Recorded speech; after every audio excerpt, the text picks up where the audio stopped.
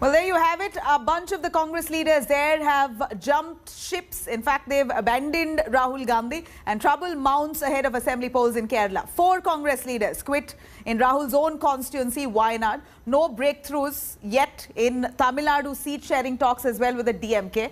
And here we're looking at immense criticism for silence on internal rebellion over Bengal allies. Of course, we do know that the Congress now is facing the heat for not actually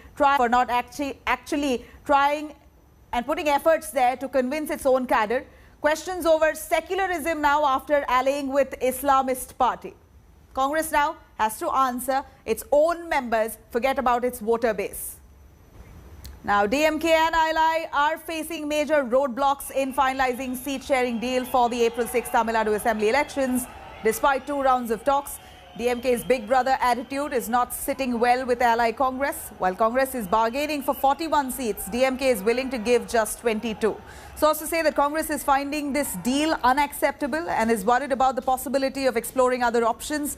Sources also say that one possibility in front of the grand old party here is to intimate or rather initiate talks with Kamal Hassan's Makkal Nidhi Mayam. However, the senior party leaders are still not in favor of breaking the alliance with the DMK. It is not only the Congress that is facing a cut in its seat sharing in the alliance. MMK has also been offered only 2 seats against 4 in 2016. The Indian Union Muslim League, the IUML, has also been given only 3 seats against the 6 that they were given last time. DMK doesn't want to repeat the debacle in the 2016 Assembly elections of Tamil Nadu, when the Congress could win just 8 of the 41 seats it had contested. Let's quickly cut across to Pramod joining us for more details on that. Pramod, do take us through. Here we're looking at the DMK in doubts over the Congress's showing after what happened in the 2016 Assembly polls. They don't want a similar debacle, and we're looking at the DMK now being quite wary. Congress, of course, unwilling to budge. They're looking at more number of seats. What do you think is going to happen? Take us through. Well, as per sources, Congress is calling this situation as an embarrassment because it's a national party, and imagine, even they have to struggle to get at least 22 seats. In fact, we're now coming to hear that the actual seats offered by Congress, DMK, was 18, 18 to 21 only, and now they're trying to push it a little further, whereas Congress is trying to, save their face by asking at least 30 plus seats, and this is where the issue is. But on DMK's side, they have made it very clear that this election is a do-or-die situation for them, because for the past 2 terms, they were not in power, and that's the reason they want to make sure that their alliance in the state wins with a majority, and that's the reason they want to contest in a larger number of seats, thereby cutting the seats for the allied parties and a major cut for Congress party. Right, thank you very much, Pramod, for joining us with those details there.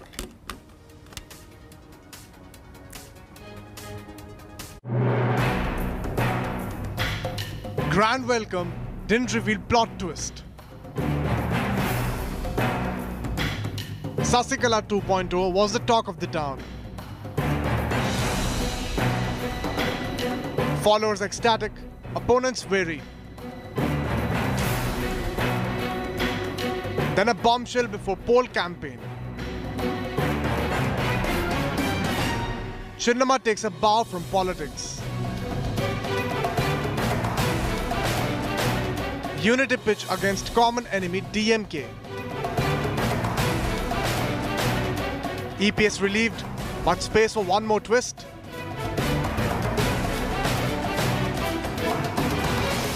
Chinnamma quits politics. Now, DMK and ally are facing major roadblocks in finalizing seat-sharing deal for the April 6 Tamil Nadu Assembly elections, despite 2 rounds of talks. DMK's big brother attitude is not sitting well with ally Congress. While Congress is bargaining for 41 seats, DMK is, of course, willing to give just 22. Here we're looking at, in the meanwhile, Sasikala has, of course, hung her boots in quite a surprising development here. Weeks after her release from a Bengaluru prison, VK Sasikala has announced her retirement from politics.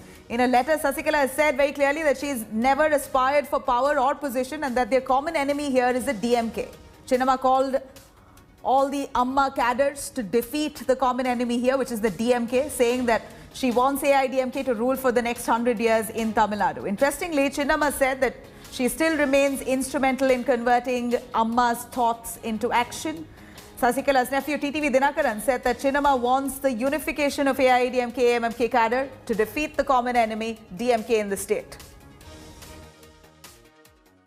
அம்மா அவர்கள் மறைவுக்கு பிறகு அம்மாவுடைய ஆட்சியை அமைச்சு கொடுத்தாங்க. அம்மாவுடைய தொண்டர்கள் ஒற்றுமையாக இருக்கணுங்கிறத அவங்க வலியுறுத்தி வந்தாங்க. எல்லோரும் சேர்ந்து இவங்க தான் முதலமைச்சராக இருக்கணும்னு சொல்லி அன்னைக்கு கேட்டிருந்தாங்க. அவங்களுடைய அந்த தொடர் வலியுறுத்தல் காரணமாக தான் அதையும் ஏற்றுக்கிட்டாங்க. நான் ஒதுங்கி இருந்தால் தான் எல்லாம் ஒத்துமையாவீங்க, அதனால் நான் இந்த அம்மாவுடைய தொண்டர்கள்லாம் ஒத்துமையாகணுங்கிறதுக்காக அவங்க இந்த முடிவை எடுத்து அறிவிச்சிருக்காங்க.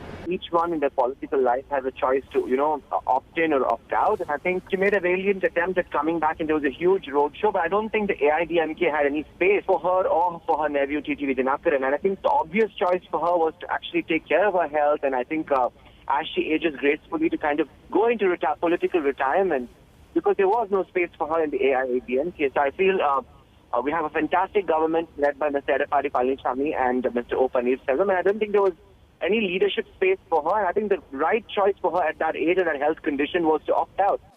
We have to welcome her statement. That will fulfill Amma dreams. Amma, she was dreaming AIADMK, united AIADMK and strong AIADMK. Amma wants to Tamil Nadu strong, not some family strong. Amma wants to always defeat DMK. We are not to push anything. Sasikala, she is very matured senior politician. She was working with Amma many years. She took a decision, interest of the AIADMK, interest of the Tamil Nadu. Now, cutting across to Akshita, who tells us what are the real reasons behind why Sasikala quit. Take a listen. Sasikala has now officially announced that she's retiring from politics. But the biggest question is why? We decode some possible reasons. Number one is perhaps health issues. She's just recently recovered from coronavirus. Sasikala also has several other issues. She's got hypertension and also is diabetic. The second reason is perhaps because Sasikala saw that there was no chance of her returning to the AIADMK, which she so very wanted. EPS and OPS made it very clear that the doors were shut for Chinnamma. The third reason could be that her jail release happened far too close to the election, leaving little or no time at all for her to create any sort of presence in the state of Tamil Nadu ahead of the elections. The fourth reason, again linked to her conviction, is the fact that she cannot contest elections for the next 6 years. And that means that she'll only continue being a backstage player, which perhaps she can continue to do even now. So these are the possible reasons that Sasikala has chosen now to back out of the poll fray. Now, Akshita did speak with Congress MP Karthi Chidambaram and DMK spokesperson A. Saravanan on the major turn of events here. Let's take a listen what they had to say. Were you surprised when the announcement came that Sasikala is retiring from politics? First of all, I think you should read her Tamil statement very carefully. She does not say she's retiring from politics. She says, Odungugiren, not Vilagugiren. Odungugiren means I'm just stepping aside. Vilagugiren means I'm quitting. So if you read it very carefully, she simply says she's stepping aside for the moment. And obviously there's been pressure on her to issue this statement, especially after just about 2 weeks ago, she came to such a huge welcome, which took her 24 hours to drive from Bangalore to Chennai, and where there are a huge number of supporters there. And she's been making all kinds of signals that she's going to be active in politics. And now suddenly she takes this decision. So obviously pressure has been exerted on her, and the pressure could have only been exerted by the BJP to ensure that the ADMK front does not have a split in its vote bank. That's all. So I think it's only a temporary pause. This has happened before in politics as well. Jayalalitha herself has once said that she's going away from politics in 1989, and then she came back. So, and if you read her statement very carefully, it only says she's stepping aside. She does not say she's quitting. No, so but if you understand, you're saying that it's because of pressure, and I get where you're coming from because of the fact that she made so many statements even a week back about her political intentions and whatnot. But when you say the BJP is involved, why do you say that? And how do you think anyone can pressurize someone like VK Sashikala to take this call? she's got a whole plethora of legal cases and pending investigations, from the income tax department, from the enforcement directorate and all kinds of other agencies. And the BJP is very well known to put pressure using these agencies, and so much of her property has been frozen and attached. So I'm sure there's some sort of an arrangement could have been made to ease that pressure from these agencies for her to take this decision, to should have persuaded her to take this decision. So, I mean, it's common knowledge. I don't think you need to be a deep political scientist to come to this conclusion. How the DMK is reading this development. Mr. Saravanan is joining us. Saravanan, is the DMK worried? Why should we be worried? We did not campaign against Sashikala. No, I'll tell you why. I'll tell you why, Saravanan. Because now you have the AIA-DMK united. There's no vote cut-off factor, which everyone thought Sashikala would be. Second is, there seems to be a rift between the DMK and the Congress, which now there'll be pressure on you to sort out no matter what, because you have to keep your camp together now. Sashikala factor is gone. That's why. No.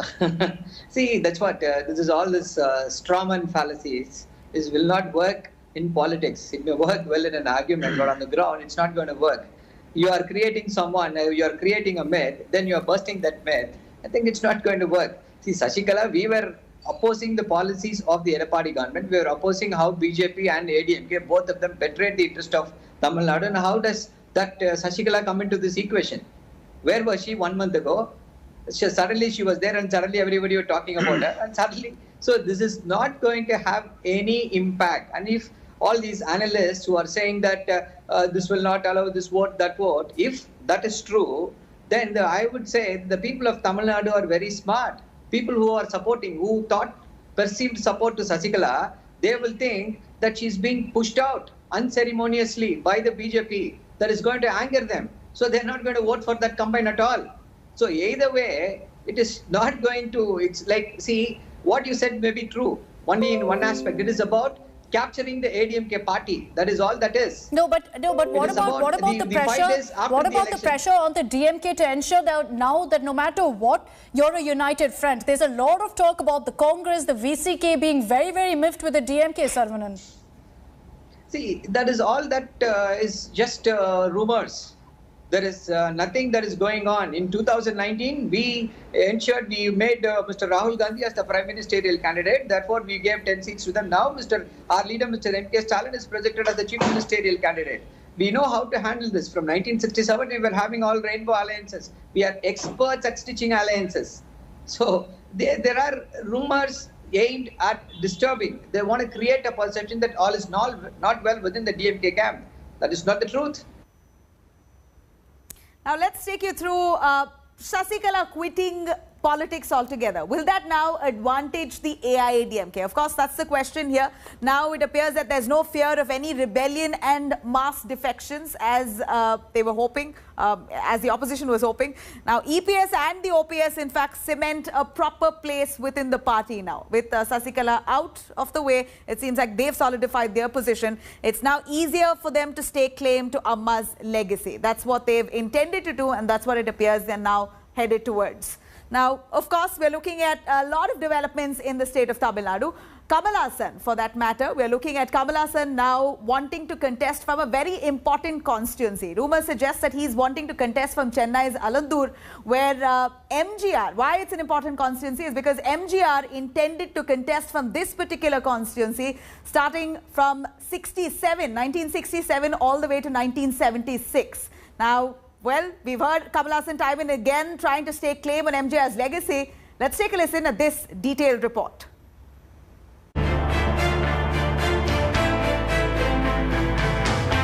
Olaganayagan launches the second phase of his party's campaign for Tamil Nadu Assembly elections.